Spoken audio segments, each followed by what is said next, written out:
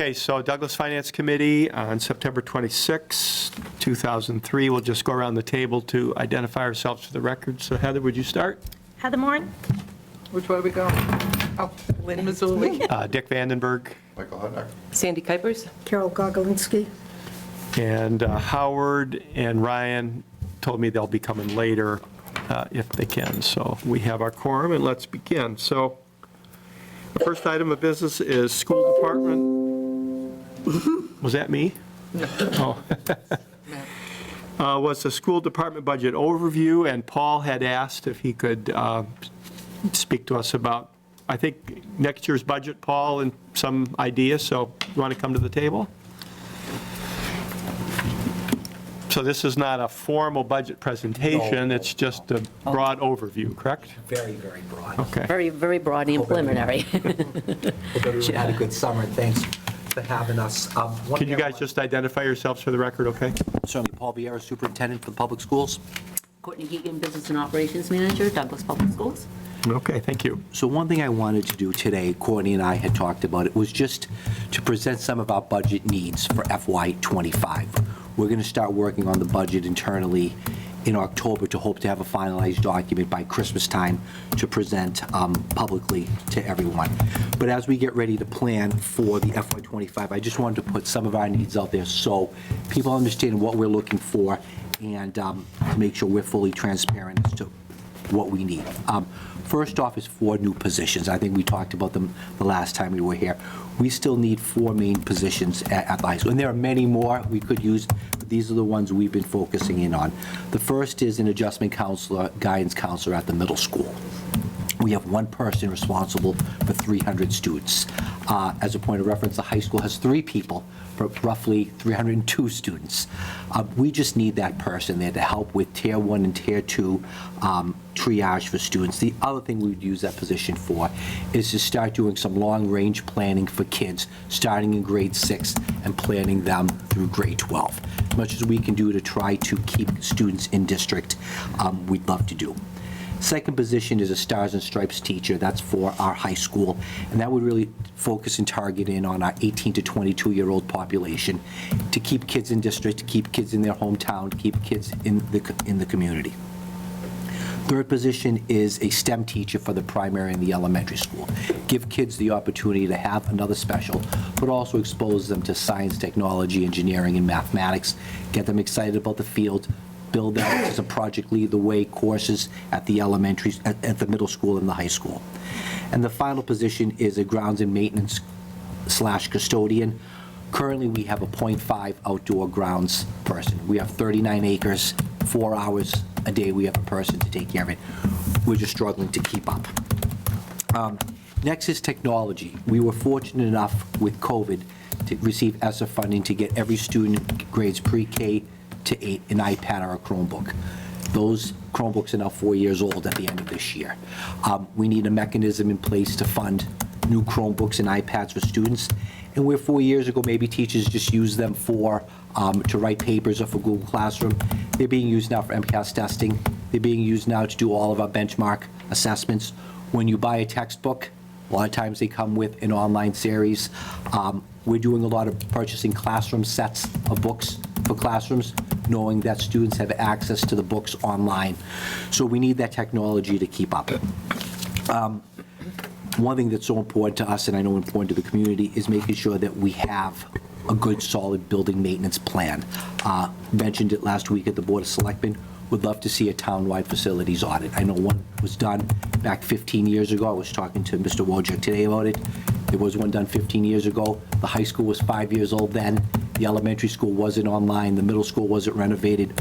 Did a good job with the primary school, but would love to see an updated facilities plan so we could put together a comprehensive town plan for the maintenance and upkeep of our buildings. As part of the ESSA funds that we received, we had to look at how we were going to do remediation for students, how we were going to mitigate the gaps.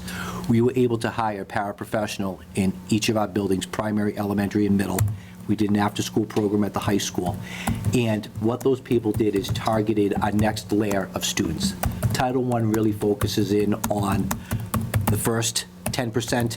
This is really focusing in on the next 10%. That funding dries up. State released MCAS scores last week. There was a marketable improvement from 22 to 23, but we're still a long ways away from where we were in 19. Paul, excuse me just a sec. Can you define for the group what those ESSA funds are? So the ESSA funds was money that was given to us by the federal government as a result of COVID Okay. to help mitigate whether it's costs for PPE, hand sanitizer, additional nurses, whether it's staffing, mental health, lots of things. Is the COVID money pretty much gone now then? COVID money will be Yeah, gone at the end of this finishing year. up, Okay. It'll be done at the end of this year. This year, we have negotiations with 3 of our bargaining units, the cafeteria workers, the custodians, and our paraprofessionals and ABAs. So we have 3 contract negotiations we're doing this year, and next year, we have negotiations with our teachers' unions. So in the next 2 years, we have all 4 of our bargaining units that are up, and we need to look at how we're going to compensate them and fund that. And the last thing that's on our radar is non-union personnel. We all know how important it is to obtain and retain quality staff across the board. We're going to do that with our unions. We also need to look at our non-union personnel for that. This was just a real quick overview of what we needed. As Courtney and I and school committee and our leadership team work on putting a budget together, we'll absolutely come back. I didn't want to present that budget and have that number be high, but I want people to know what our needs are. At some point, we're going to probably have to get together to talk about negotiations and what that looks like with the Board of Selectmen, Mr. Wojcik, School Committee, and the Finance Committee, knowing that we have 3 negotiations coming up, probably at the start of the year. Questions, anybody? Sandy? Yes. Could you explain to me what Tier 1, Tier 2 triage is? Sure. So when we're looking at our guidance counselors and a lot of the stuff they do, a lot of the Tier 1 triages, my boyfriend's mad at me, I had a tough time at home, I'm having a bad day. Your Tier 2 is your more intense things that are happening in kids' personal lives. So a lot of times, our counselors are Kayla's spending so much time with kids who are dealing with some heavy trauma at home, and the other stuff that ends up happening falls in the laps of the assistant principal, the dean of students, or Bob, or the classroom teachers. It'd be great to have someone else there to deal with the day-to-day stuff that happens, so Kayla, who's a current adjustment counselor, can deal with some of that higher-end stuff that's happening. Okay, thank you. I think last year, is Bob here? No. So I think last year, we had something close to 15 hospitalizations for kids with suicidal ideations at the middle school. Wow. Yeah. Okay. Second question, do you have any, statistics back as far as, how many students in middle school, how many students in primary, how many students in high school? I'm trying to, you're going to ask for a lot here. I would like to see a number justification, like how many teachers did we have at that time for that many students? Is there a way to find that out? Certainly, so we have enrollment that goes, Okay. I think I presented at the school committee meeting last week. We have our enrollment numbers. We are down about 400 or 500 kids from where we were 6, 7, 8 years ago. Could we get that Sure. by years, maybe? Absolutely. Going back the last Yep. maybe 5, 6 years? Sure. That would be terrific, so that we could see maybe, I think justifying is simpler when you have numbers in front of Absolutely. you. And if we saw student-to-teacher ratio or, Absolutely, staffing, things like that, that would be a great help. absolutely can get you that. Thank you. So the enrollment's down? The enrollment's been hovering around 1,175, 1,200 for the past 2-3 years. If you go back about 7, 8 years ago, we were closer to that 1,400, 1,500. Is that because of school choice, or is it people just? It's a little bit of everything. It's Yeah. school choice, and it's less we were at about 120, 130 kids for school choice, and now we're at about 100. So it's 30 kids. Homeschool, since the pandemic, has jumped up. We were hovering around 40, 50 students for homeschool. We're close to 80 to 90 students that are being homeschooled. Some of it's just population in town. And also, it's a statewide trend, decreasing enrollment as well. That's a part of it as well. Okay, thank you. For the Chromebooks and the iPads, do you have any ideas to kind of the funding needs for that, you know? So last year when I met with Mr. Calabrese, our tech director, he said a 3-year lease would be about $75,000 a year. Is that the only technology you guys need? I happened to be at a couple of the open houses you had a few weeks, you know, what was it, last week? And one of the things I heard in a couple of classrooms is like the high school, the smart boards, the licensure ran out or they're not updated, they're not working. I heard a couple of teachers say that, you know, computers are outdated or they're slow, they can't run some of the more robust programming that's out there because they don't have the processing power inside of it, so. Then I'd have to look, obviously, technology changes every 2 or Yeah. 3 years, and some of our equipment is 7, 8 years old. So to answer that, at a high level, yes, we probably do need a lot of technology. I know some of our smart boards, they are old, they've been here for 7 years. A lot of the technology has changed in smart boards. I don't know if we would replace them with smart boards or something different.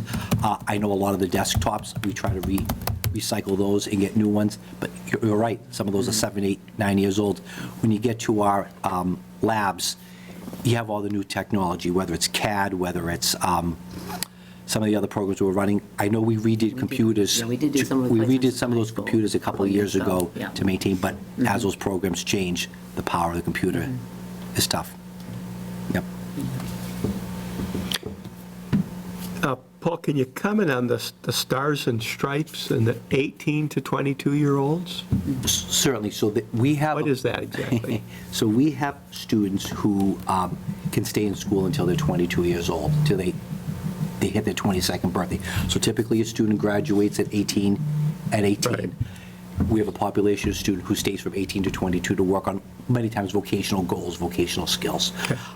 So that classroom, that Stars and Stripes program has students from the age of 14 to the age of 22.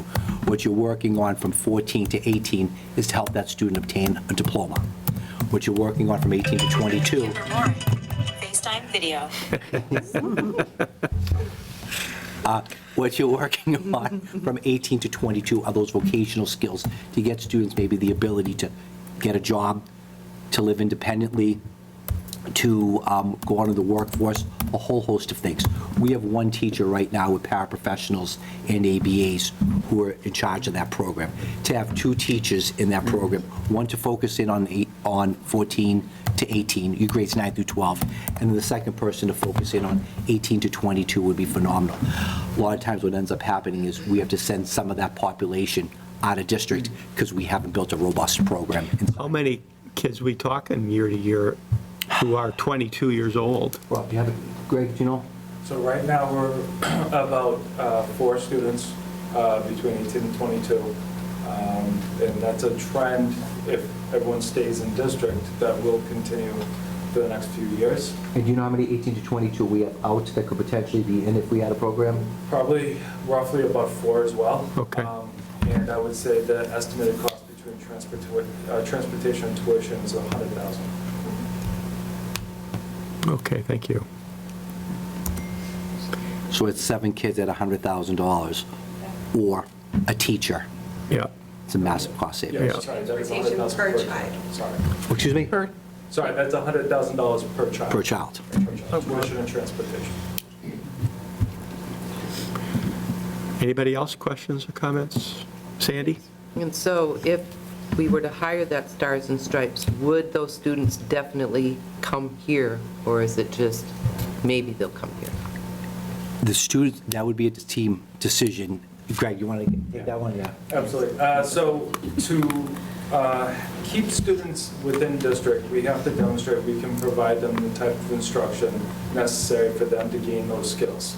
So just to keep the students here, we would need a teacher, that extra teacher. To bring back a teacher, it's a little more complicated because of the state put rights, which is the last agreed upon signed IEP. If the district makes a proposal about a student returning to district and the parents disagree, the state put is that they're out of district still until we go through either a hearing with the Bureau of Special Education Appeals or a mediation, and where we come to some sort of agreement. So I cannot guarantee all the students that are out of district would return, but there would be definitely some evidence points where we could at least defend ourselves in our hearing.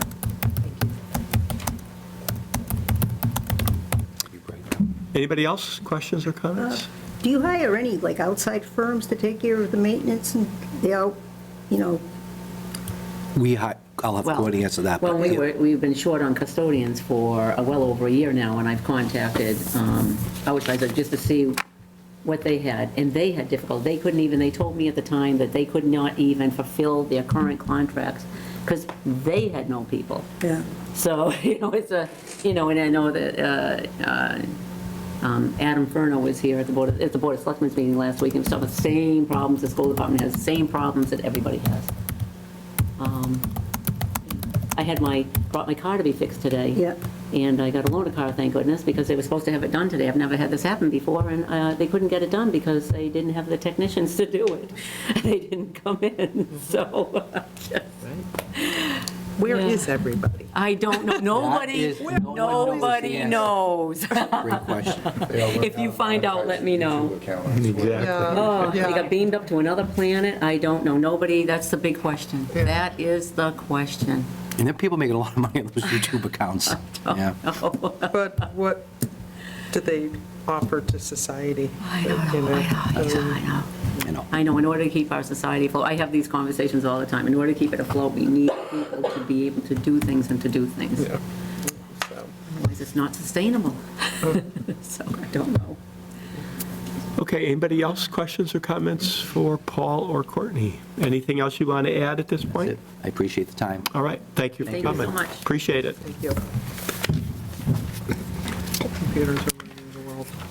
Mr. Wojcik, can you give us an update on how things are going in our town? Is that a challenge? I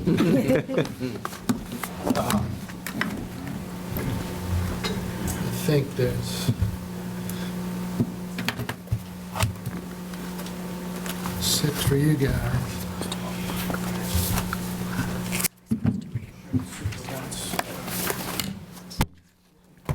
One for the rest of you to share.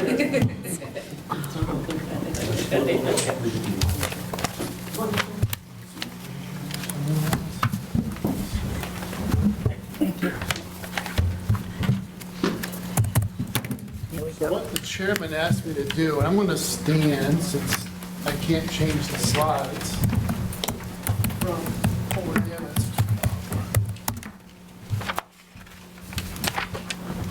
What the chair asked me to do was prepare an overview for where we stand as a town. And it's a helpful exercise to go through because taking stock of where we are helps frame the budget conversation for the coming year.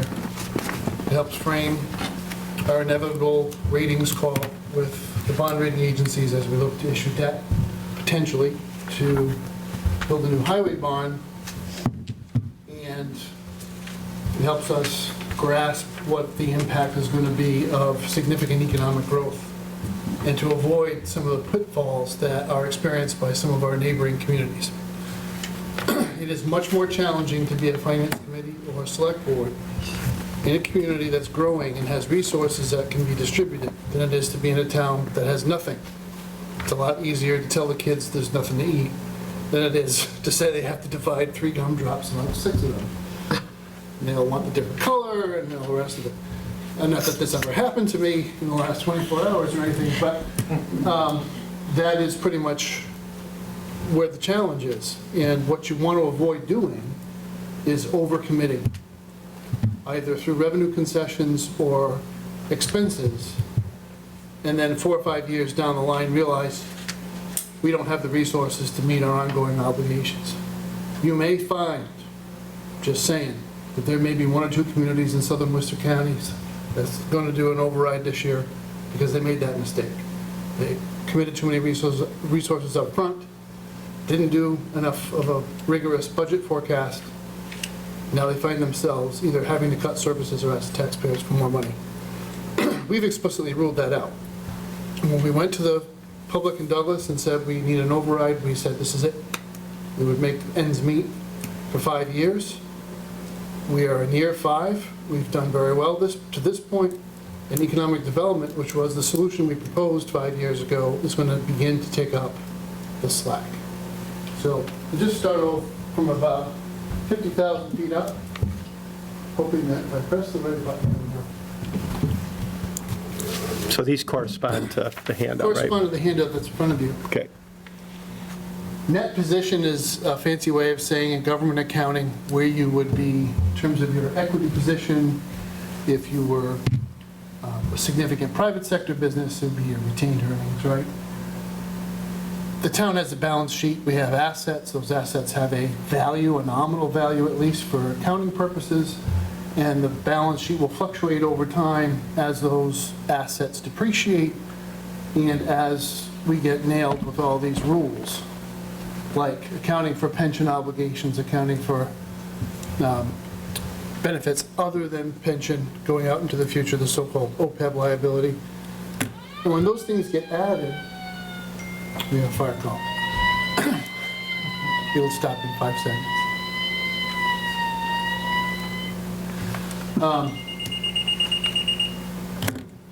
When those rules are put in place, the town's balance sheet deteriorates, right? So when the OPEB rule came into place, you see that downward turn in the town's net position. The only thing I want to take from this slide is at the end, you see a slight uptick in fiscal '22. What you're looking at in fiscal '22 are current assets of the town. So I'll explain in a second as we go through, but the actual liquid reserve funds and other cash assets, as well as some of our vehicle fleet, as it's become more modernized and replaced in a timely way, has a higher value. So without building any buildings, we have actually improved the net position of the town simply through the financial management of the town.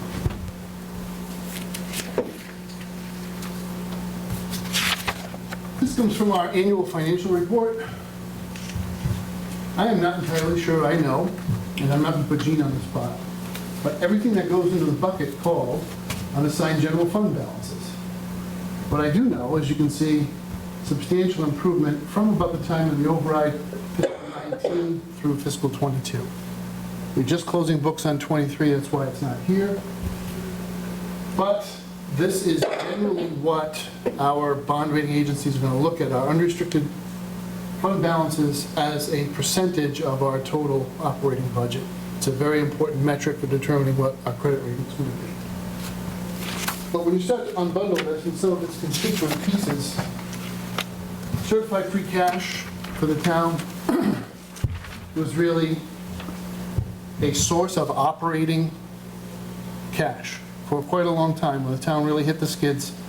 At the worst of it, really in fiscal 17 or so, you were beginning to get to such a high amount of free cash being used to operate the budget. It was a really significant portion of your budget, but you had no choice. It was something that you did. And really, there's a game you can play to have big closeouts every year, to build up that free cash number, to balance your budget. It's part of the, what I call the death spiral of a municipal organization, because eventually you run out and it all just stops.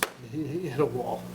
And you were just about there in 17, 18, but you started to build up certified free cash to the point where it is now hovering around 4 million. I don't know what it's going to look like this year, but I can tell you it may be an unusual year in terms of what we're able to show you for free cash, because a couple of things have happened, not the least of which is a building permit for the warehouse. It was not put into our revenue stream as a budgeted revenue item. It closed free cash, as did a couple of other unanticipated revenues.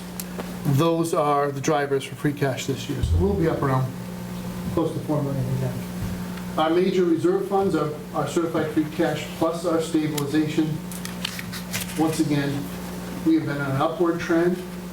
To the extent that we spent down free cash over the last couple of years, it's primarily driven by capital spending, which is actually very healthy for a community.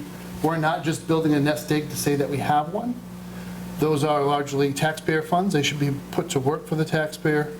So our roads program, replacing vehicles, and some of our capital outlays for buildings are all part of what we've been drawing free cash down to do. We have not used a penny of free cash for any operating expense at all in town. The only thing we did that went into anybody's operating budget was transfer money to the schools for the PCA contract. Matt, can you just explain the stabilization fund? I mean, what's being stabilized, I guess? So that's your general stabilization fund. Okay.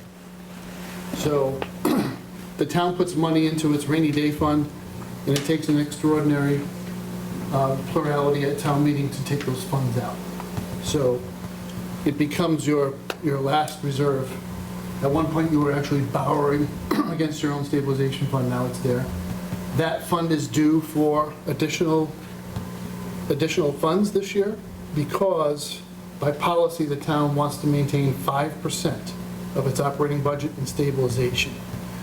And we are currently slightly below 5%. Just to we'll go through a whole bunch of reserve funds all at once.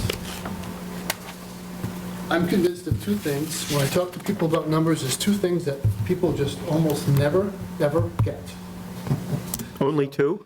Oh, there's more than two, but there's two things in budgeting that I think people really miss. One is proportionality. Knowing the difference between $500 and $5,000 and $500,000. I know it sounds crazy, but people key in on the 5, and they don't pay any attention to the number zeros. Unless you're in a room full of people who do finance for a living, then they care a lot. What are you pointing at me for? Because of me. But I've had this argument with politicians for the better part of almost 3 decades now. We'll argue for hours about the $250 door that we're going to put on the front of town hall, and they'll just walk right past $250,000 outlay for something completely controversial. The other thing that people don't get is revolving funds. They just don't get it. It doesn't matter how much you spend out of your fund every year. It matters where you close. The amount you spend is how liquid you are and how much more you have coming in every year.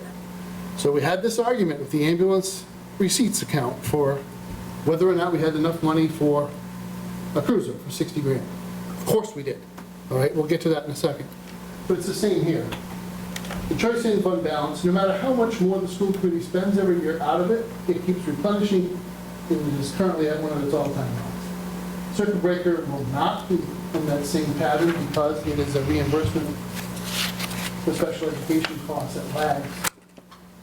But when you add up the two, the reserve position of the school department is as strong as the reserve position of the town.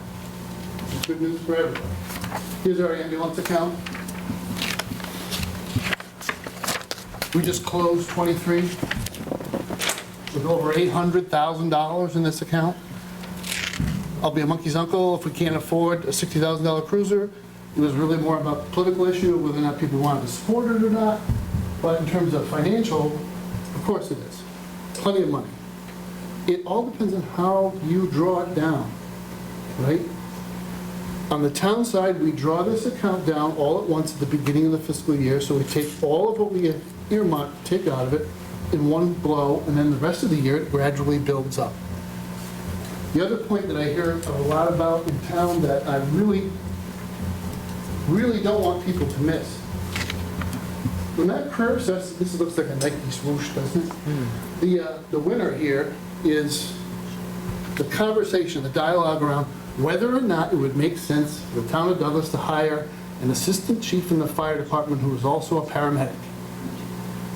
And whether or not that would have any impact on ambulance revenues. Well, it looks to me like we've been collecting a whole heck of a lot more money, and really, the year she got hired, we jumped $100,000 in terms of the ambulance revenues. So, you may not want to draw too much from that correlation, but you can't draw nothing from it because we were humming along, we were actually spending this account down, and now we have ample funds to buy not one but 2 ambulances when they come due. So we will not be waiting for our ambulance to break down on the highway with a patient in the back of it. We'll be cycling this through with the modern equipment on it when it's time to do it. Matt, why is the swoosh so noticeable? What's happening that makes it go up and up like that? Long story, right? We bill more for advanced life support, ALS level ambulance services. So that's interventions when you have really significant injuries, cardiac event, strokes. Over time, our mix of calls versus basic life service, basic life support versus advanced life support, we've gotten much richer with ALS. So we are doing more calls than we used to in the past. We're also doing more ALS calls, and we're doing we're calling mutual aid less often, and we're doing more mutual aid. Lately, we've been running Northbridge a lot. I think at the end of this year, we're going to have a significant positive balance with the town of Northbridge. They've had some difficulty staffing, and we've been able to pick up the slack. This is a slide from a long time ago. I recycled it just for purposes of discussion. I have a lot of select board members asking me, I might want those dollar bill graphics, how much money goes to the school department, how much goes... That's a real conundrum, producing that graphic. It's really... There are so many expenses that we share, and disentangling the school share of the health insurance bill versus the town's share, it gets to be an awful lot of work to prove not a whole lot of extra merit. So, but we can break things down into 3 categories to show people. I basically took the year before the override, fiscal 18, as the baseline. To every extra dollar we've spent since 18. Where did it go? How did the town spend all of the money that it raised from the override from day one? I believe it was Mr. D'Amico who asked that question in the session. And this is the answer. We've raised and spent a net total of just about $17.3 million in new dollars since fiscal 2018. It doesn't include any transfers from free cash or grants. About 9.25 million of that went to education. Not the Douglas Public Schools, education, which includes the public schools and BVT and Norfolk Aggie and the school bus contract. That's what your education budget really is. The students have a choice to go to those institutions. We have to have a seat for them on a bus. We pay those contracts and those contract increases. That's where there's about 53% of all money raised from the override went. Another 3.7 million went to property insurance, retirement, and health insurance. Unemployment compensation a little bit. Health insurance, you'll see in a second, is actually very stable. What is changing is the census. So when we add expenses to that account, it's because we're adding people.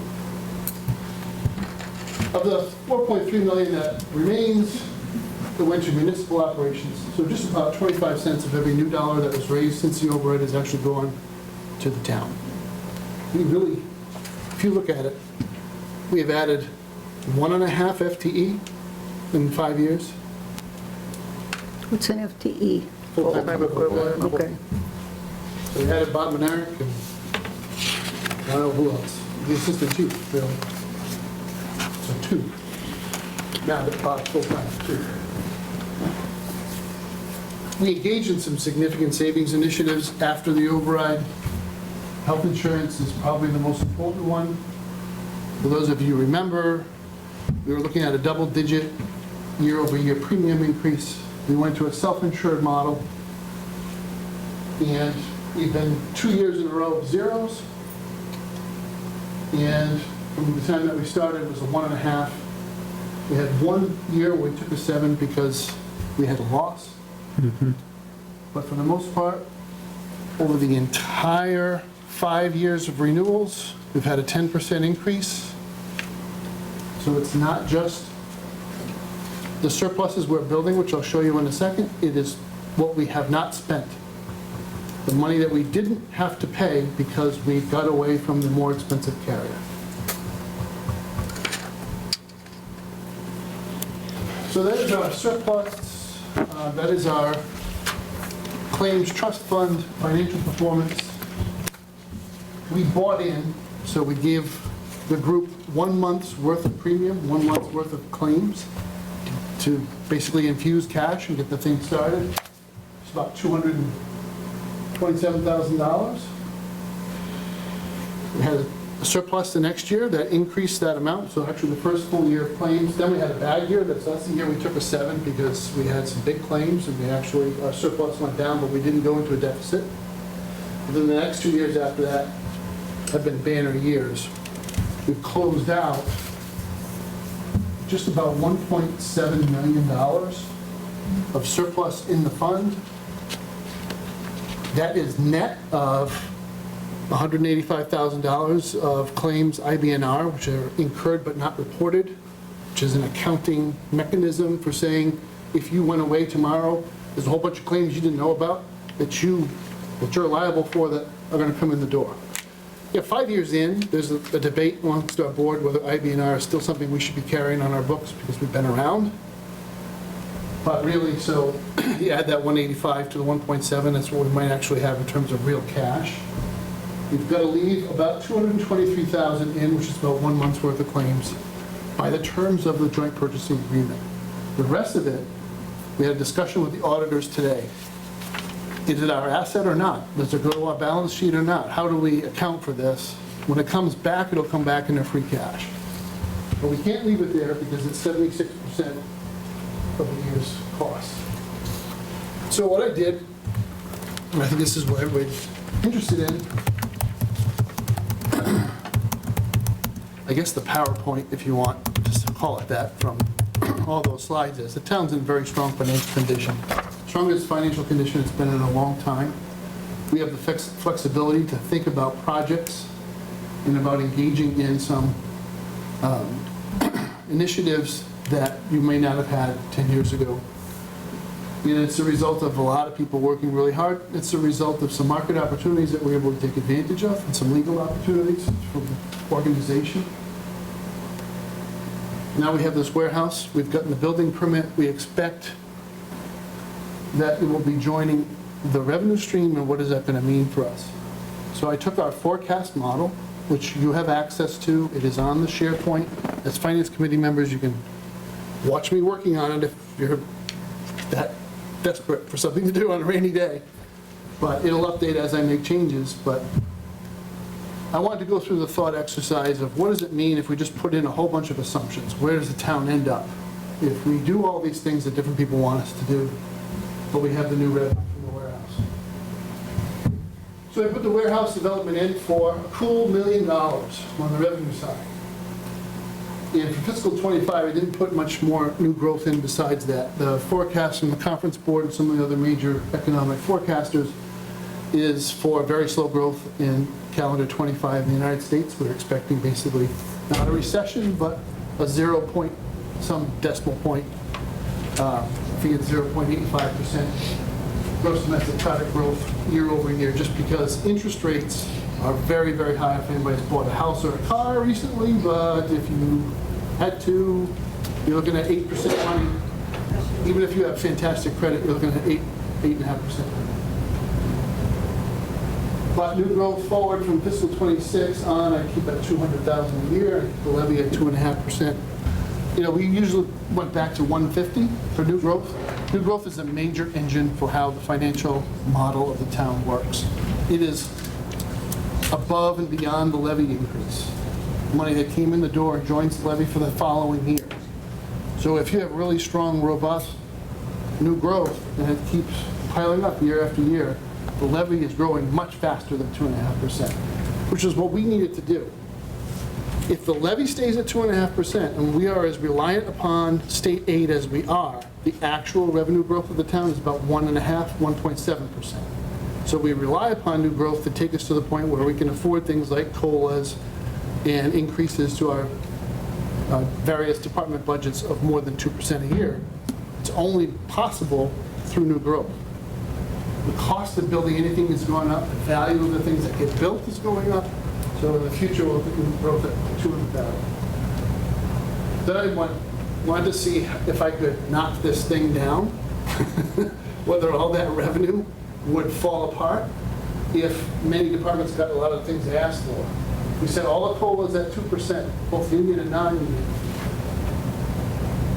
Just want to make sure everybody understands the town of Douglas, for the longest time, negotiated COLAs starting at 1%, period. And if we went beyond that, it's because we felt like we owed somebody and we had an opportunity to get that money to them. Most of our unions have agreed to 1%, 1.75s, 1.25s for many years running. So all I'm talking about here is bringing it to 2. Excuse me, does that include steps? No. So there's Steps steps? are in the model, Okay, so they're modeled, yep, but that COLA is just the cost of living increase. okay, but So- then there's steps in addition to that. We always calculate the steps first. Okay, and have people- okay, Existing personnel roster carried forward with the exception of what I'll bullet point later. To increase the Douglas Public Schools at 3% in fiscal '25, 2% every year thereafter. The existing model is 1.5. BBT, because they could walk in with an invoice and demand payment, at 4.5. School bus contract at 5. A new SRO for the police. A staffing plan for, I say fire there, really it's ambulance. The concept is to take the 10-hour day shift and only staff the extra person for that 10-hour day shift. So 70 hours a week with per diems who won't qualify for benefits, but who may have a semi-permanent, they're basically regular part-time employees, that's your term of art. They know when they're supposed to come in.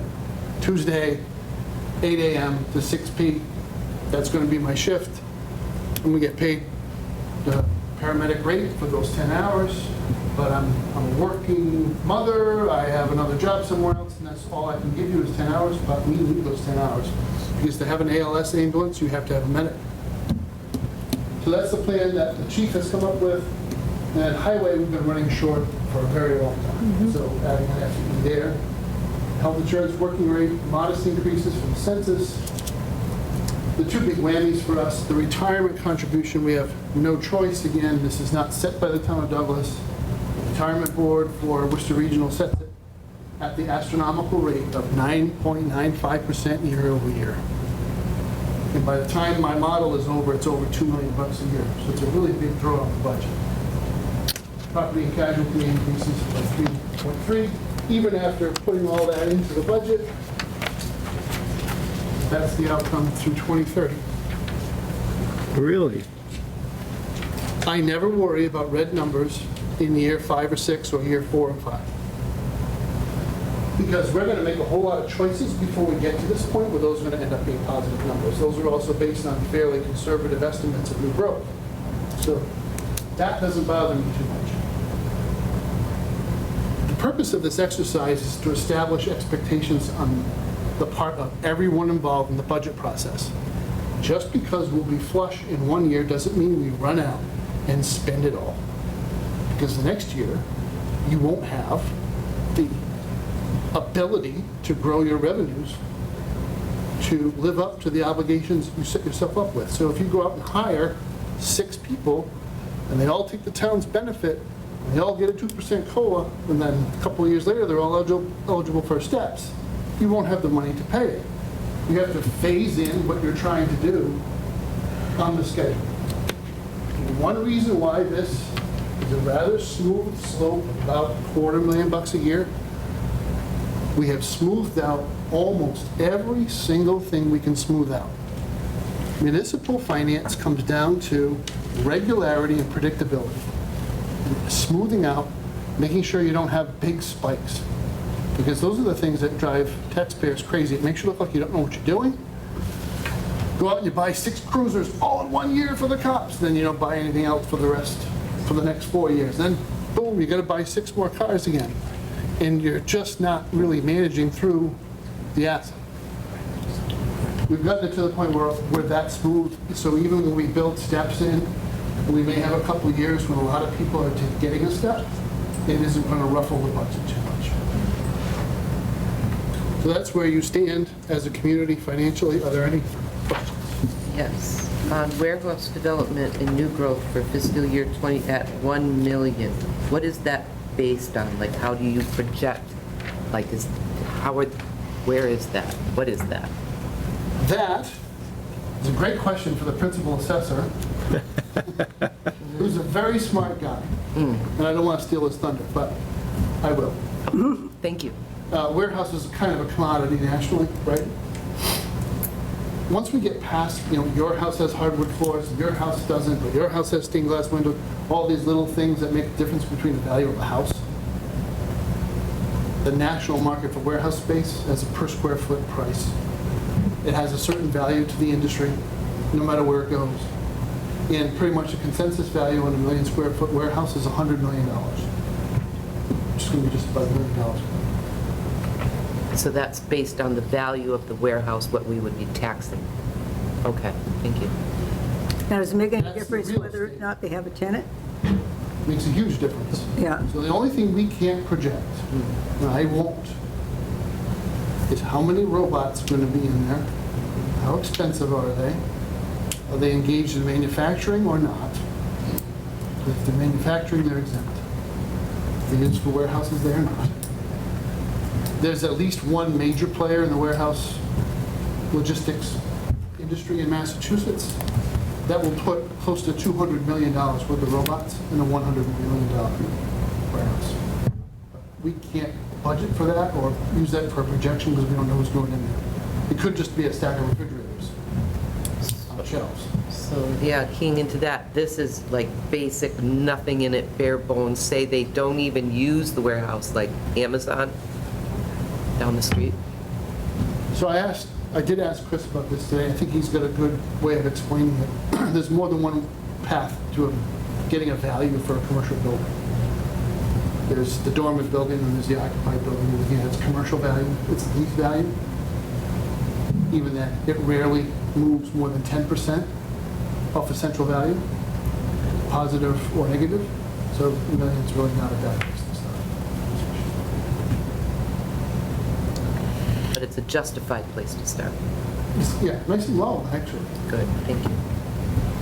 Anybody else, questions? So Matt, in terms of our committee and working on the budget for the town meeting, you've got kind of two things going on. One is you've got a little bit of being flush, but the other part is planning, so long-term you don't shoot yourself in the foot, right? Yeah. So in terms of the departments here in town and so on, are we able at this point to give them sort of a rough number, what percent they can go up for next year, or we still got other factors we need to play into that? Like, could we say to everybody, look, you got 2% or 1% or 3%, or are we not at that point yet, planning-wise? So I just finished this week.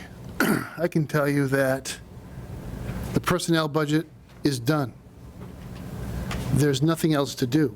So the only change I would make is if someone retires or leaves for whatever reason and is replaced by someone else, I would add that information into the model because I have every department, every employee, what step they're at, how many hours they work, is all in the model. So we can say with precision, and we do this every year, we budget right down to the dollar for each individual employee because we know what we're going to owe them, whether it's salary or hourly. The only thing we don't know is overtime. We do our best to estimate that. In terms of expenses, last year we really held people back at somewhere between 1% and 1.5%. It was a very lean year, a very difficult year. The fact is, they might get a 2% bump this year, but there isn't a lot of movement on the expense side. I think one thing we have to keep in mind is that the overwhelming majority of what we spend money on as a municipality is our employees. We invest in good people, we try to retain good people, and as long as they have the equipment they need to do their job, that is about as far as we can go with a tax base that's so heavily residential and so heavily reliant upon state aid. We look to department heads to identify grant opportunities and to use the capital budget where it's appropriate to get the things that they need. Now, that's the part that's not here, is capital. You have to run those kinds of surpluses for a while to make sure that your capital budget is funded. We've been relying upon free cash to be the source of funds for our capital budget. Since we can't count on free cash being available every single year, we have to generate the surplus from the revenue stream to make sure that the capital budget is funded through the 5-year time horizon. When we go to a bond ratings call, that will be one of the critical metrics in the scorecard, is whether or not the community has identified its capital needs for 5 years and identified the funding sources to purchase those items. Any other questions for Matt? Anybody in the audience question about any of the slides or the presentation on themes as we look ahead on our budget? Anything else, Matt, that you didn't mention you want to share with FinCom right now or not? I think we're going to go through more stuff with the warrant, so I think we'll cover it then. Okay, well, thanks for this. Right. That was very helpful, appreciate it. Ryan, you want to join us? Apologies for my tardiness. Cancellation of my picking up my daughter. I had to pinch in. So.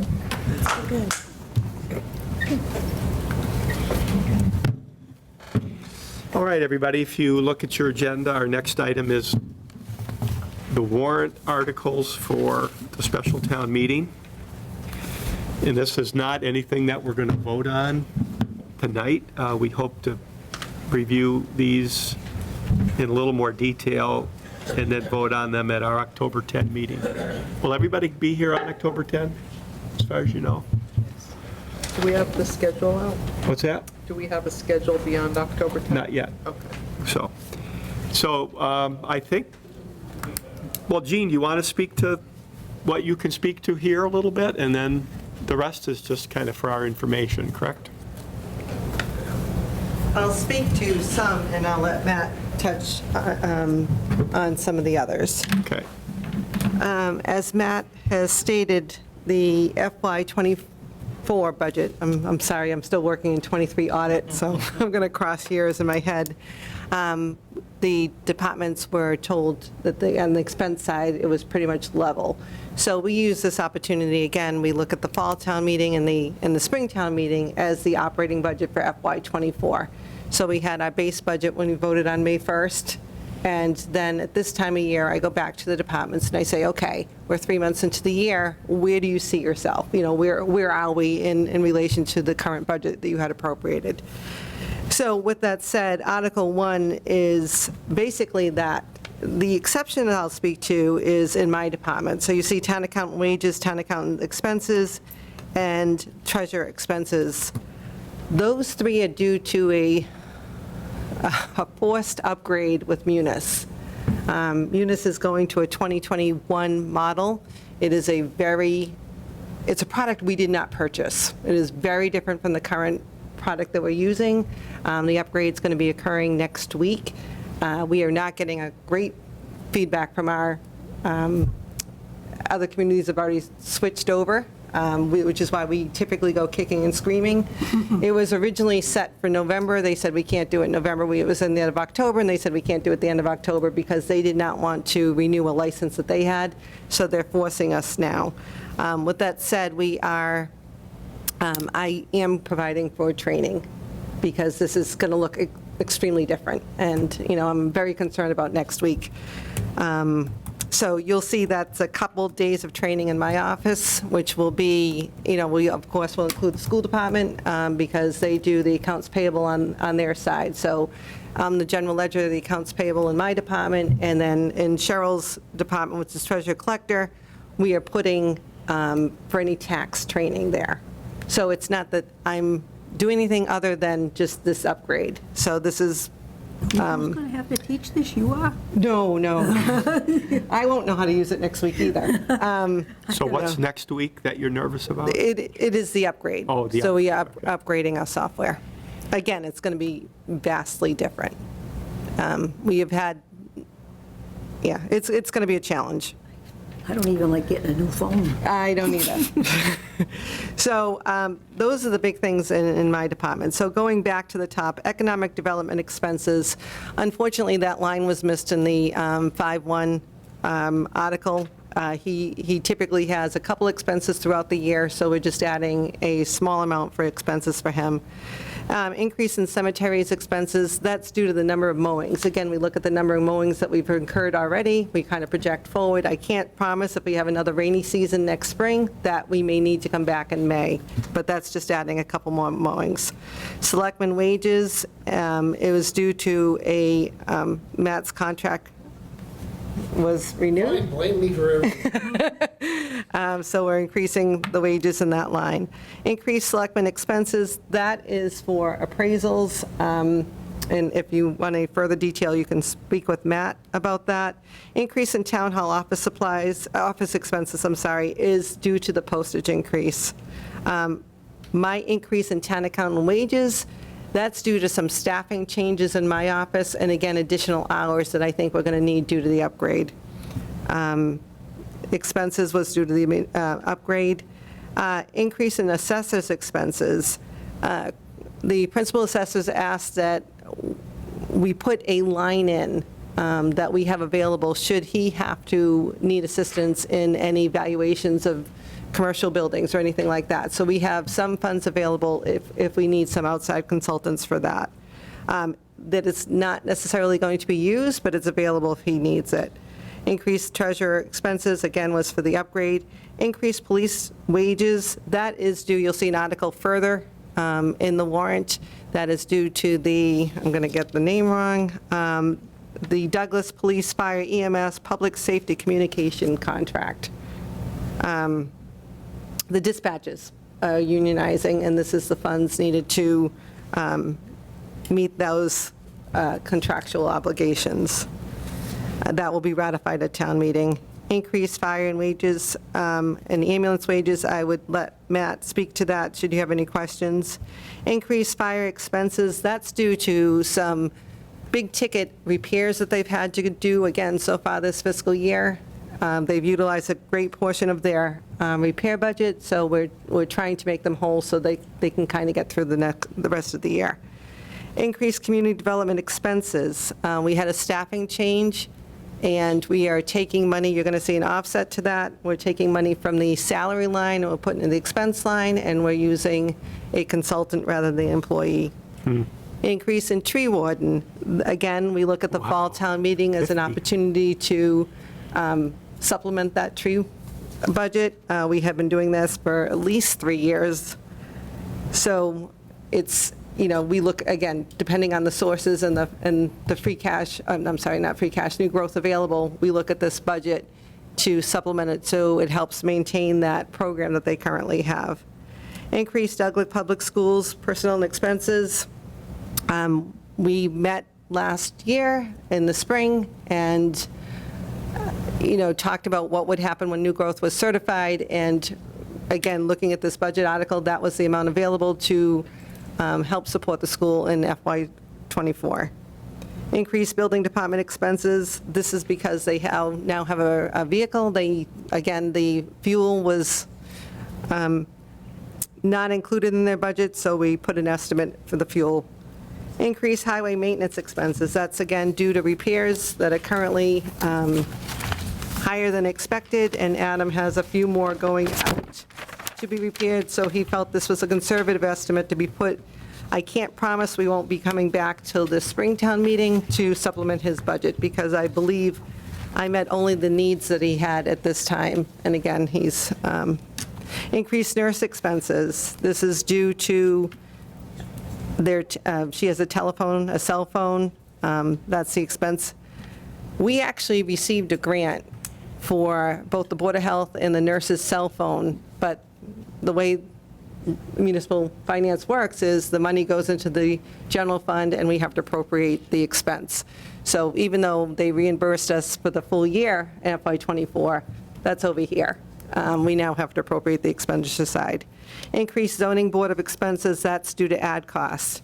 And some of the two offsets, due to the highway changes and the change in personnel staff, we are decreasing the highway wages by $20,000. And again, that offset to the community development expense line, we are decreasing the community development wages. This is, with the exception of the ambulance wages, this is funded by the change in new growth. So new growth budget was put in at $250,000. It is projected, and it is not certified. I can't stress that enough. Currently, it's $626,221. There was a variance of $376,221.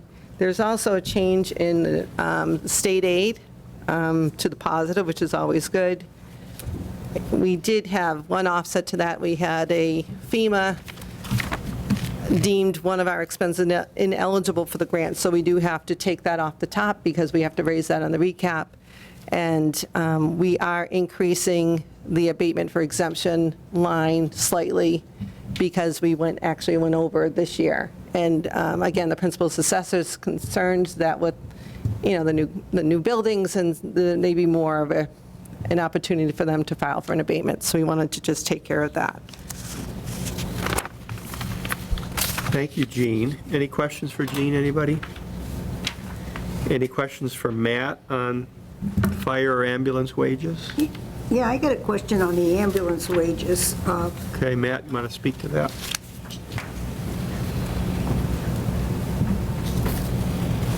I'm old, Mr. Chairman, I need to sit. That's okay. Not as old as many here at all, Matt. Worn out, how's that? The question I have on the ambulance wages is, shouldn't a lot of that money that we charge people to ride in the ambulance go towards the ambulance wages?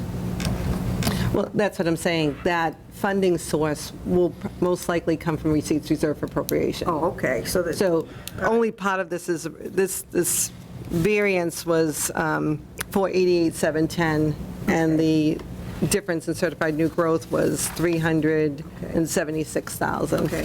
and change. So the variance will be funded from Okay. receipts reserved for appropriation. Okay. But to the question, Mr. Chairman, I am looking for the chief to implement that staffing plan for ambulance Yeah, immediately. right. It's just, we have struggled through this year with different staff changes and people moving on, people joining. And we've had 2 or 3 employees really step up who are paramedics Yeah. and work extraordinary hours. Yeah. And I can't keep running them at this pace Right. without ruining our relationship. So this staffing plan for the daytime, which is where we have a lion's share of our calls are received, the schedule will be set to accommodate not necessarily the full-time shift change, just when the call is going to occur. So that extra person will be in the station, may be there through a shift change, but will be in the station and available for that entire bulk of the time when most calls come in. I just felt that was really important operationally to realize we've been running this group ragged really since COVID. Yeah. Do they have a candidate? We do. It's one of the things we're all being forced to do, we all being those town administrators and mayors and whatever else in those communities that have their own municipal ambulance. We're being forced into an extremely competitive marketplace. There are a lot of people who don't want to do this anymore. It's fraught with risk. It's a much deeper commitment of education as well as practical training. And we're reconsidering everything, including the structure of a traditional shift schedule, whether that's a 24-hour shift or the traditional 10s and 14s with specific rotation times. What we're hoping to grab here are folks who have the credential and really want to serve, but just can't deal with the full-time schedule and are willing to come work and make a commitment to the town of Douglas. I think until we actually have the money in place and we start posting and start recruiting for these limited part-time positions, we won't know exactly whether we'll staff it or not. I'm very optimistic. I think it's not entirely unlike building our office assistant schedule around the school day so that a working mom with kids in school could get the kids on the bus, come to work, leave before they get off the bus. We're trying the same approach. Is a new fire truck up and running? Engine 3 is here. That's been in service now for several months, as has the brush truck. Has it gone out in harm's way to put out a fire? Engine 3's been very busy. So we have 2 fairly new engines. Engine 1 is oh, I'm going to screw this up, the numbers. I don't know if it's engine 1 or engine 3. It's late. We've had one that was 2 or 3 years old, and now we have this one, and they've both been running pretty busy. Yeah. They're not cheap. No. All right, any other questions on Article 1 for either Gene or Matt? Engine 1 is the new one, and engine 3 is 5 years old. Mistake. Okay, so the rest of the warrant, I think the idea, Gene, really is for us to read it over, and we can't really discuss them that much, right? Because we No, don't have the people here. True. explain Article them. 2, I just want to, inform the Finance Committee that the Capital Improvement Committee has not met yet. So this was a placeholder based on a conversation with one of the departments. They are scheduled to meet on 10/4. Okay. So these ones could change, add to, or you don't think would take away from, but maybe add to? No, these numbers are pretty solid. I mean, obviously, we want to have courtesy to the Capital Committee to actually vote the numbers. And vote the For purposes- project. Right, for purposes of explanation, though, this roof up here on the municipal center isn't just a lay and go, right? You don't just put it down with glue and run. It's secured up against some of the masonry. This is a historic building. There's some copper up there. Some of the copper is held together with some lead welding. So we had to retain a design professional, so Weston and Sampson, our quote-unquote house doctor, to actually draw out and specify the roof project for us. And they arrived at an engineer's estimate, an architect's estimate of what it would cost. Typically, their estimates are high because that's their business, right? They like to look like heroes. They don't want to tell you something and then have all the bids come in much higher. So their estimate is higher than what town meeting approved. When town meeting approved it, we did not have all this information. We also asked town meeting for 2 separate projects, the main roof and the elevator roof. So, of course, it's our luck that the main roof is short, and the elevator roof, we have more money available than we would ever spend on the project. So we're going to go to town meeting and ask for more than just more money. We're asking to combine the projects into one roofing project for the municipal center, and then for the funds necessary to cover the architect's estimate of the cost of the project, even if well-educated minds in the room believe, or experienced minds in the room believe, that we will eventually still come in under. We just, by law, I cannot put out an invitation for bids if I don't have the funds identified to pay the estimated cost of the That project. makes sense, I guess. So any general questions you have for, I guess, Matt on Articles 3 through 6? Because 7 and 8 are zoning bylaws, right? Yep. 7 is solar, and 8 is solicitation. Solar bylaw amendment was, Mr. Chairman, if I may. You bet. When town meeting passes a bylaw, the bylaw is sent to the Attorney General for approval. The Attorney General said that the bylaw passed by Douglas Town Meeting was acceptable. However, there were some suggestions for clarification that would protect the town. Those are the amendments that are in the Okay. warrant. And then what's with the solicitation? What's the movement behind that? What are you asking me? I'm just kidding. I'm asking you, why do we, Never mind. why do we need this bylaw according to those who support it? A couple of years ago, I think you'll remember at town meeting, the town had put on behalf of some of its residents a no solicitation bylaw. It was to give the Douglas Police Department the authority to write tickets for people that didn't follow the process of registering and going door to door at specific times of day and, basically following some rules of the road. And on the floor at town meeting, it was defeated because there was some vague language, and there were a couple of local organizations that felt like it might have an anticipated impact on the way they raise money for Douglas-based activities. At that point, a great many people had exited town meeting. So when the vote was taken, the bylaw was actually just laid on the table. Unfortunately,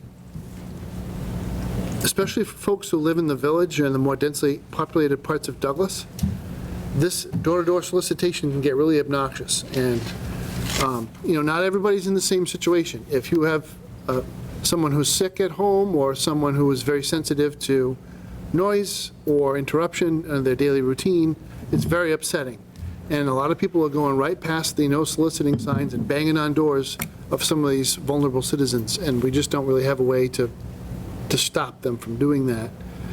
All the police can do is come by and say, check their credentials and make sure that they are who they say they are, but that's about all we can do.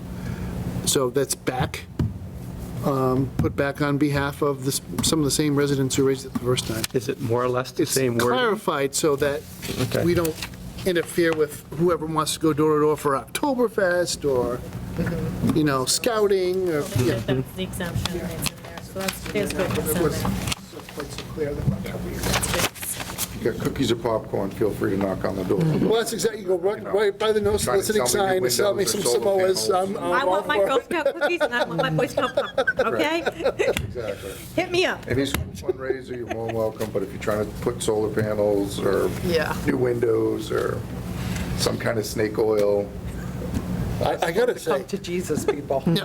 we can't, because that's religion and that's a completely different part of the law. Yeah, They come all the time, they too. can't stop them. I don't want to bug your meeting down with chit chat, but it was hilarious for me going through this whole process with getting gas into town and arguing climate change with the Attorney General's office and all the rest of it. And when you actually go and look at the statistics, Douglas is one of the communities in Massachusetts with the highest number as a percentage of rooftops with solar on it. So I was able to actually stick that in their face and say, look, top 20 community right here, Douglas, and we're all set, We're not gonna melt the polar ice cap doing what we're doing. But they've saturated this market. I don't know why they keep coming back. But So everybody clear on, I'm sorry, Matt, everybody clear on what we're going to be doing on October 10th? And we're going to be voting on each article warrant. And I have requested certain department heads to be at your meeting that evening, Principal Assessor, Matt Benoit, and I believe I requested the chiefs. Okay. neither Chief Miglianico or me can speak to the dispatcher contract, but it's a small group. They were way behind on wages, way behind, so we caught them up. Okay, any more questions on this rough draft of the warrant for the special town meeting? So take this home and, read it over for your bedtime reading, and when we come on October 10, we'll be more formal about it. The next thing on the agenda, Mr. Chairman? Yeah, go ahead, Brian. Before Matt gets up to the table, could I ask a couple questions? Sure. If you covered them before I got here, and the town administrator update, you just let me know when I watch the video.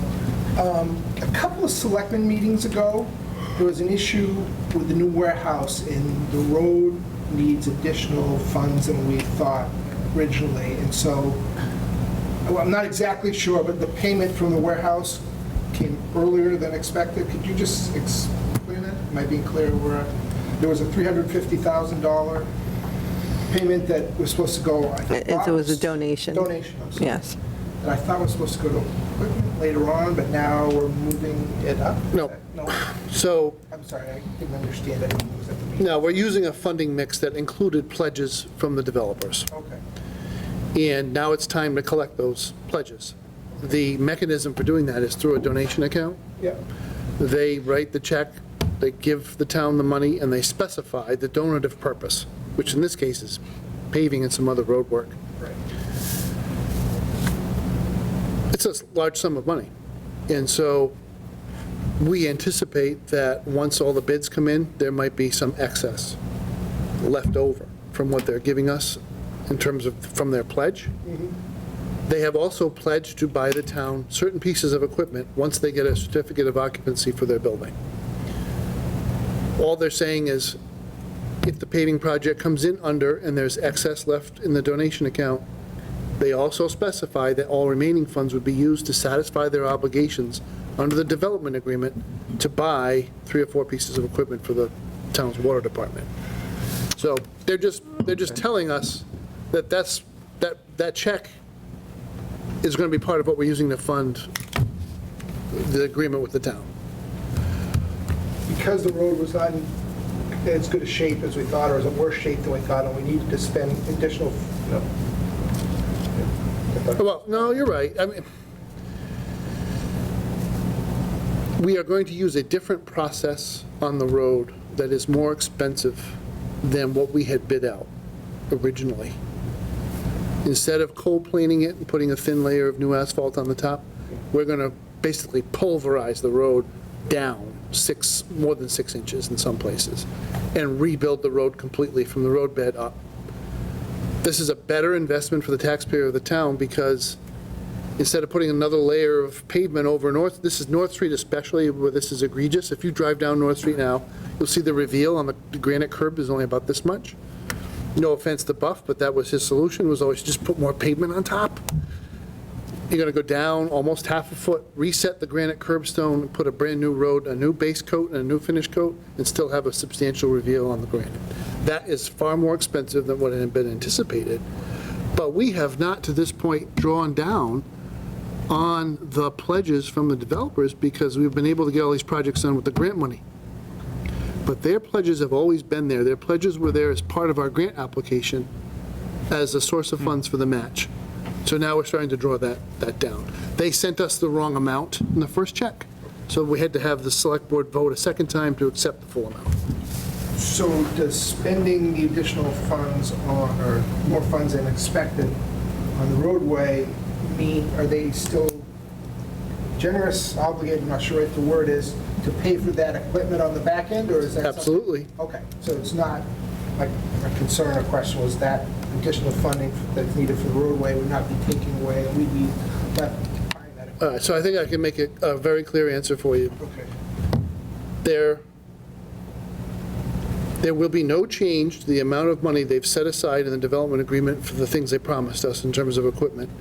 This is above and beyond additional. It's their pledge to the overall infrastructure project.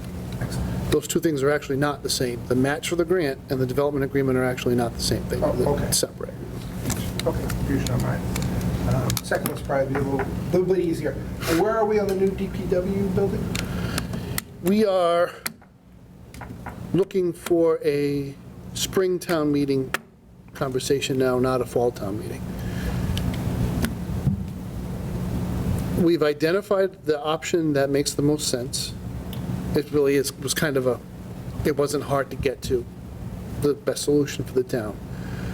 It will involve real estate transactions under 30B, Section 16, and it will involve the issuance of debt and the building up of a infrastructure project to support the development, so it's more than just a building.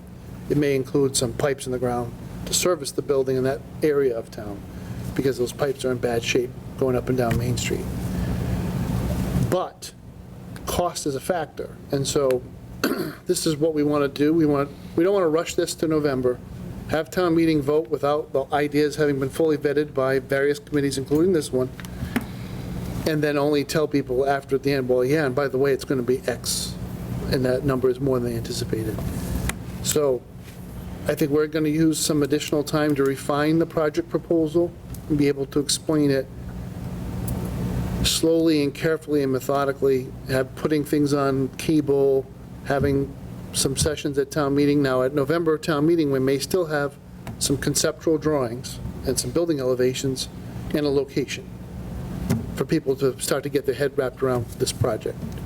A combination of building costs and the interest rate marketplace that we're in, it's a terrible time to be doing this, but we really don't have any choice in terms of, the old building is in such bad shape. Thank you very much, ma'am. What's 30B, Section 16? What are you talking about that with the land? That is the procurement statute, and that is the section relative to real estate, the So purchase of real estate. you're trying to buy another piece of property, or? Yeah. So I have to go through a process as a procurement officer of identifying if there is a unique aspect to a specific piece of property. I don't have to go out to bid or do a competitive process for it, but I still have to document that uniqueness of the property. Will we have to take it by eminent domain? Or? No, No, I think we have a willing okay. seller. Anybody else for Matt? Well, we have him here. So I have one, Matt, and that is my friend who lives in Whitensville, says, we're paving Main Street, we're paving Purgatory Road, why don't you guys ever pave anything in your town? What do I say back to him? You do pave, it's We are the cost. It's the cost.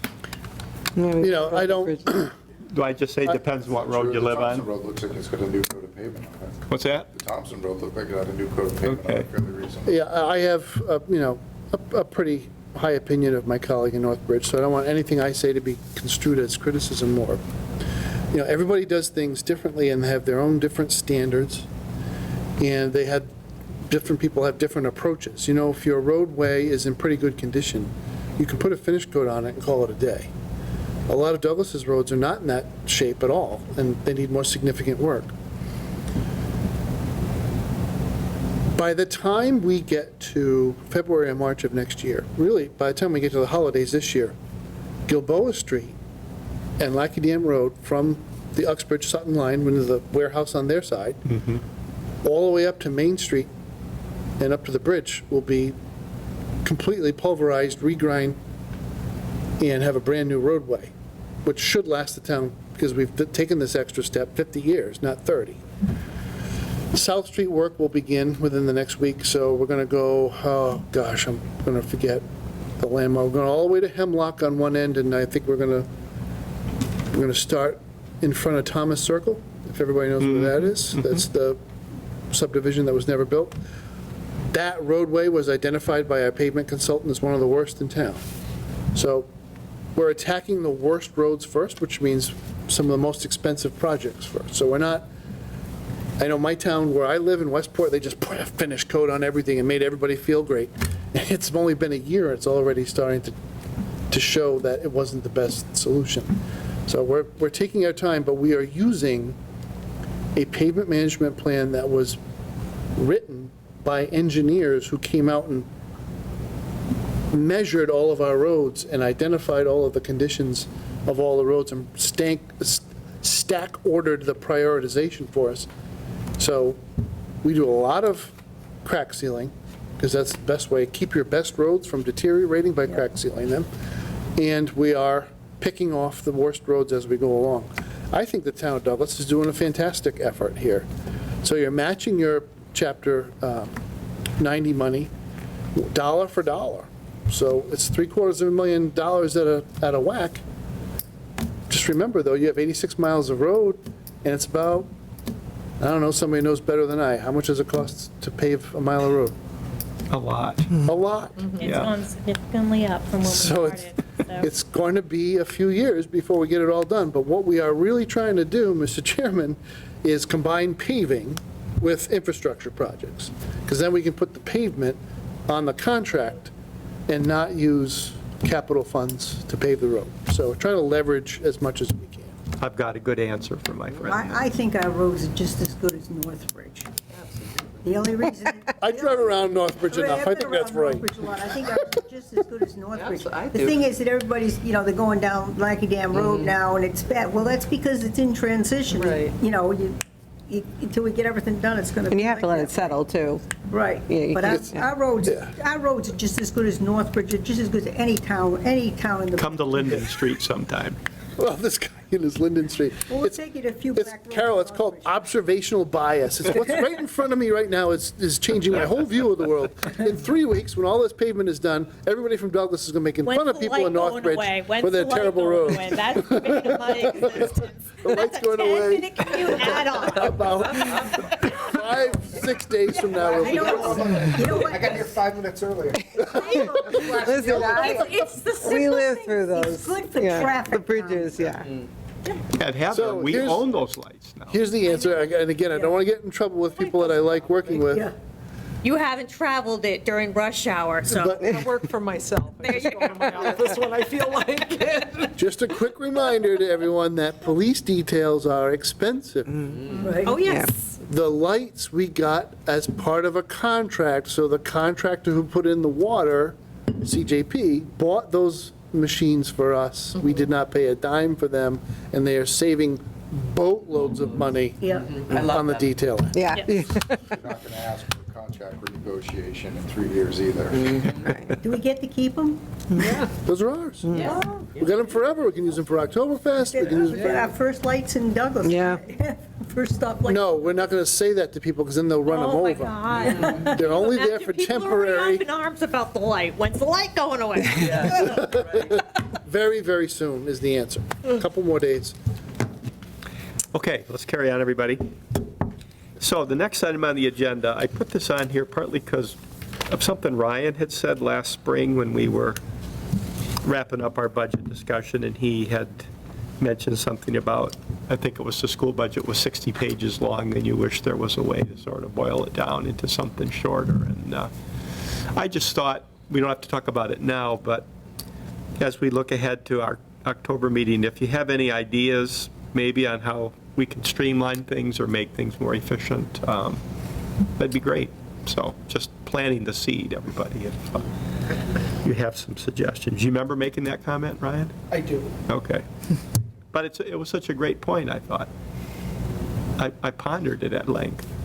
Yeah, it was directed a little bit at the school department.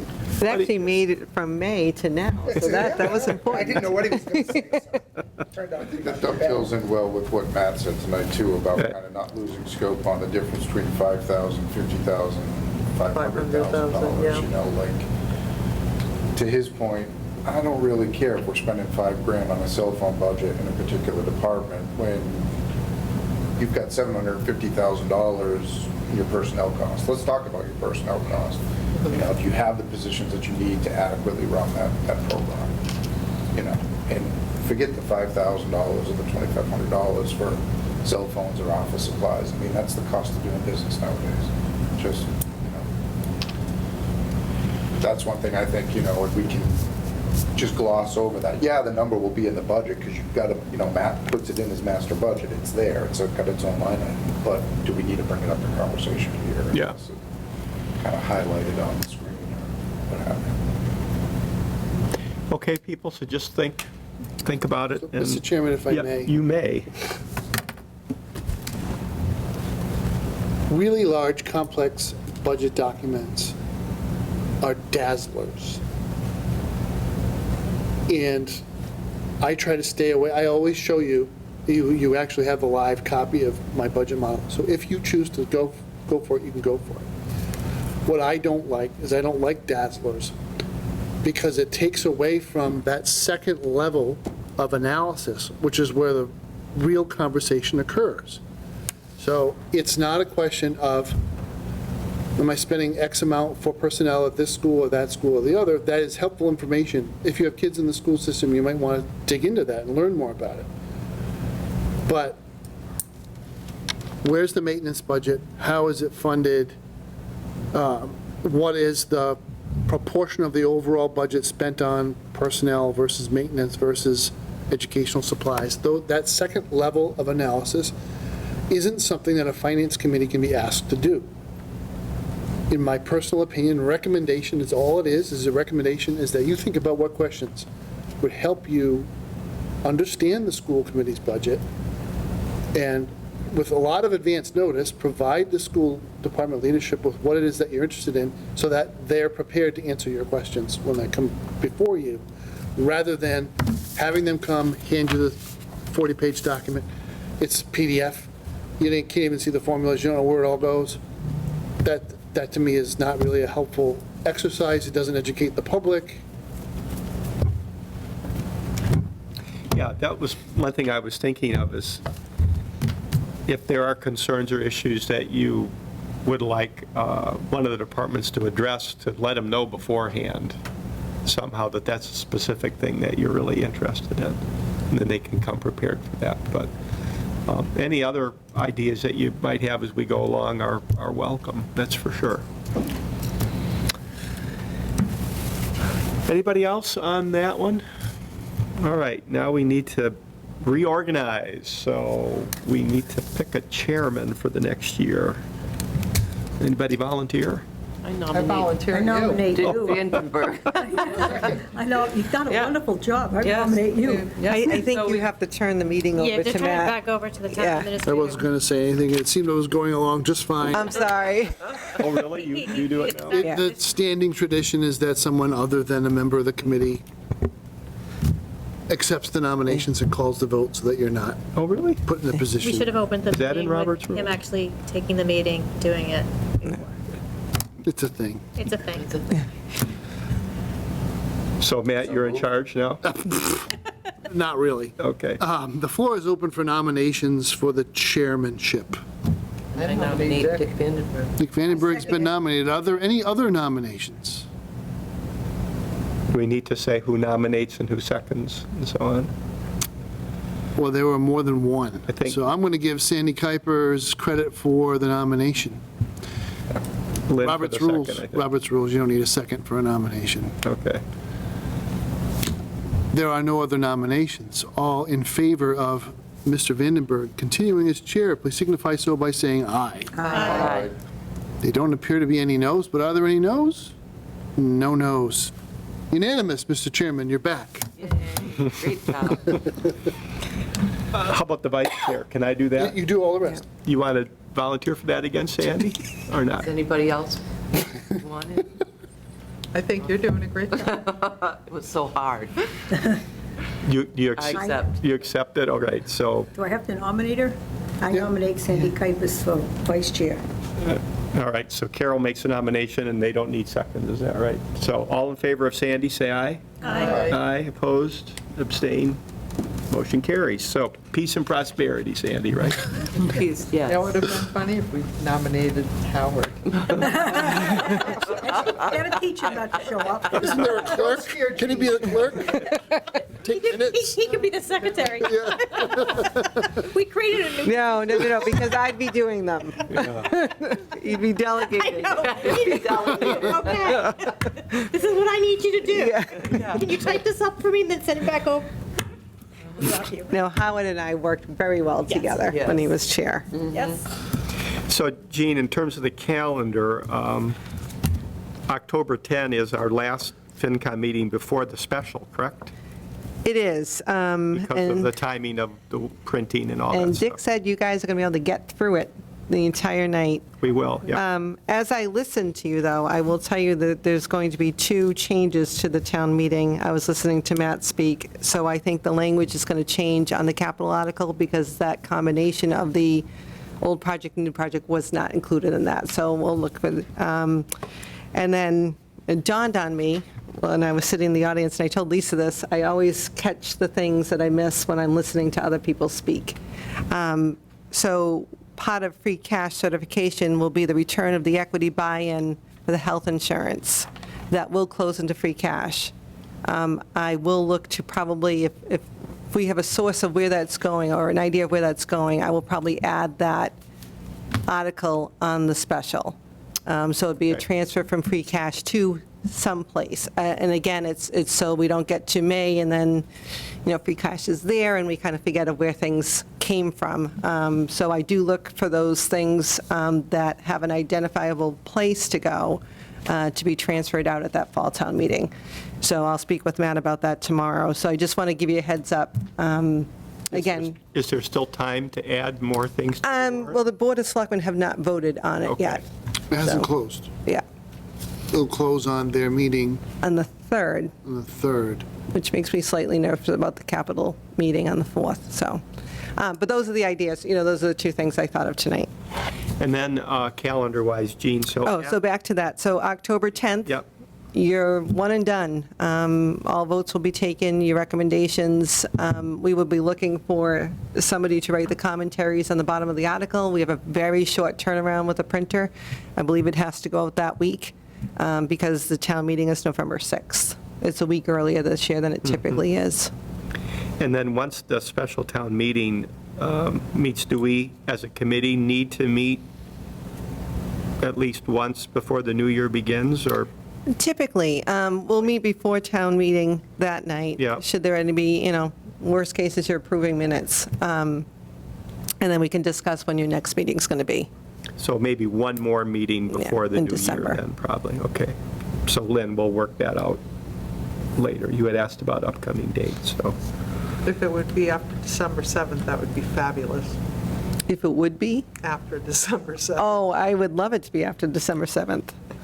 Probably the second Tuesday in December, right? Yeah. Fourth one will be Christmas week. Right, we won't have that. Second Tuesday. Yeah, so we'll sort that out later, yeah. Medicare season. All right, anybody have any last-minute topics we need to discuss? Okay, motion to adjourn, anyone? Michael makes it, Lynn seconds. All in favor, say aye. Aye. Aye, opposed, abstain. Motion carries, we adjourn at 8:35.